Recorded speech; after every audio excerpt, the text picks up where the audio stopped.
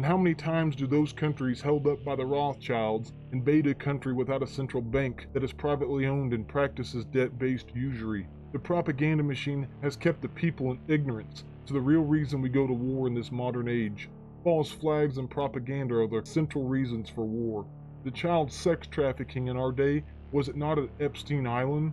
The man with connection to the Rothschild central bankers? A man who came from supposedly nothing, but because of the faith they shared, they set up networks, not only of human trafficking, but of digital currencies, which are more worthless than our paper fiat. Through this network of continued bail sacrifice and currency manipulation, they own the means of propaganda to extinguish all dissent through the media.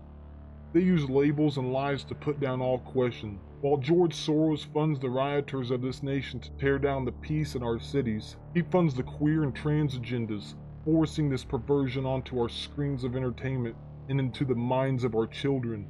Robert Maxwell, the publishers who control the textbooks of our children. The Marxist state-run education has failed our children for generations, creating a mass of people that only know herd mentality and illusions that have been hammered into their minds for years, until they cannot handle the dismantling of what they believe to be true. Bill Gates not only owns a monopoly on computer software, he funds the vaccines that poison the bodies of our children. And most of the heads of the privately owned CDC are from these same backgrounds to promote this false pharmakeia on the people.